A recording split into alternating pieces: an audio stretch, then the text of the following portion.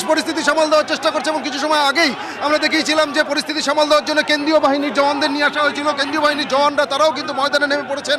আমার camera person Kunal দেখাচ্ছে, একদিকে দেখো তৃণমূলের যারা কর্মী সমর্থকরা তারা রীতিমতো দলীয় পতাকা নিয়ে স্লোগান দিচ্ছেন, আর ঠিক উল্টো দিকেই বিজেপি কর্মী সমর্থকরা। কিছু সময় আগে পর্যন্ত আমরা যেটা দেখেছিলাম যেখানে বিজেপি কর্মীরা বসেছিলেন সেখানে আচমকাই বেশ কিছু তৃণমূল কর্মী সমর্থক তারা রীতিমতো চারিদিকে কিন্তু ব্যারিকেড করে দেওয়া হয়েছে, নতুন করে যাতে কোনো দলেরই কোনো কর্মী সমর্থক আর না আসতে পারে তার জন্য চারিদিকে ব্যারিকেড করে গার্ডরেল দিয়ে ঘিরে দেওয়া হয়েছে এবং চারিদিকে কিন্তু পুলিশ মোতায়েন করে রাখা। নমস্কার, আমি আশিস সেনগুপ্ত, ইংলিশ টিচার আর রাজনৈতিক বিশ্লেষক। ইংরেজিতে একটা কথা আছে, déjà vu, মানে যা ঘটেছিল তার পুনরাবৃত্তি। আজকে বিকেলে ঠিক তাই দেখা গেল। আমরা দেখেছিলাম 3 সপ্তাহ মতো আগে সিইসি মানে মুখ্য নির্বাচনী কমিশনার কলকাতার মনোজ আগরওয়াল, তার অফিসের সামনে বিজেপি এবং তৃণমূলের খণ্ডযুদ্ধ। আজকে আবার তাই হলো। কি হয়েছিল? বিএলও, তৃণমূলপন্থী বিএলওরা এবং তৃণমূলীরা নির্বাচনী অফিসের সামনে পাহারা দিচ্ছিলেন, লক্ষ্য রাখছিলেন। কি তা পরে আসছি। তারপরে স্লোগানিং চলছিল, ঘেরাও। পাল্টা চলে আসে বিজেপি কর্মী সমর্থকরাও। ব্যাস দুজনকে দেখে স্লোগান শুরু, একদিকে জয় বাংলা, অন্যদিকে জয় শ্রীরাম। এই দিকের এই কথা, ওই দিকের ওই কথা। মাঝখানে ছিল পুলিশ বাহিনী, আর একদিকে তৃণমূল, উল্টো দিকে বিজেপি। কেন্দ্রীয় বাহিনীও ছিল, কিন্তু তারা নিষ্ক্রিয় ছিল, কারণ যতক্ষণ না তাদের অর্ডার দেওয়া হচ্ছে পুলিশ থেকে তারা কোনো কাজ করতে পারেন না, অ্যাকশানে নামতে পারেন না।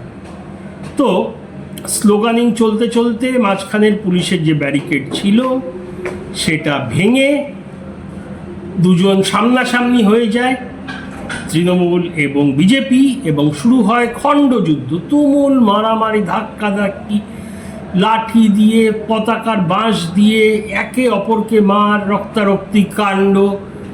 এবং দমগ্ন ঘোষ, যিনি উত্তর কলকাতার বিজেপি নেতা, ওনাকেও ঘেরাও করা হয়, ওনাকেও নাকি মারধর করা হয়।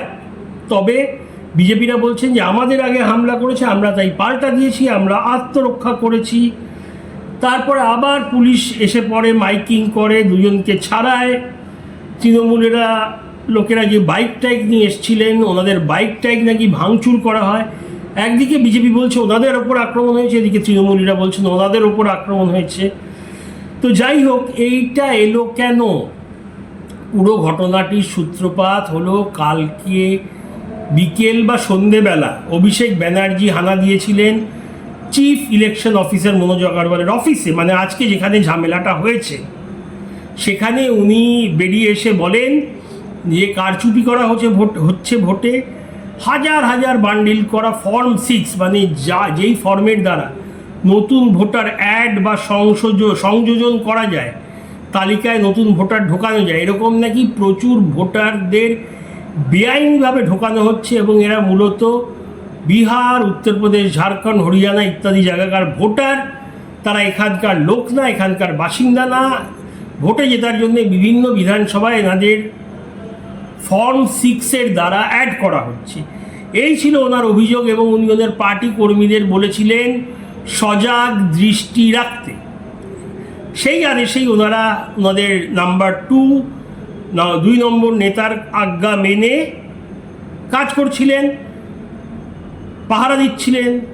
ওইদিকে বিজেপিরাও এসছে, ওনাদের কি দাবি ছিল বোধহয় তা ব্যাস শুরু।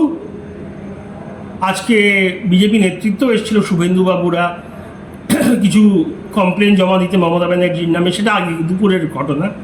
যাই হোক, তো আমার যেটা প্রশ্ন, যদি অভিষেক ব্যানার্জির কাছে পাক্কা প্রমাণ থাকে, হিন্দিতে যাকে বলে ঠোস সবুত, হ্যাঁ, পাকা প্রমাণ যদি থাকে যে বাইরে থেকে লোক এসছে, বিহার, ইউপি, ঝাড়খণ্ড ইত্যাদি ইত্যাদি, তা সেই তথ্যগুলো দিচ্ছে না কেন রাজ্য পুলিশকে?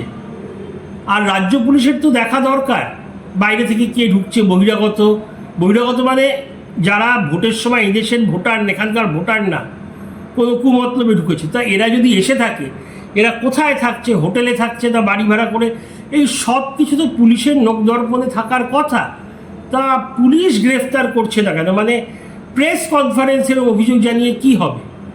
আর নজর রাখা তো পার্টি কর্মীদের কাজ না, যদি নজরও রাখে, ওনাদের অভিষেকবাবু বলে গেছিলেন নজর রাখতে, ক্যামেরা বন্দি করতে, ভিডিও করতে, তা হামলা কেন?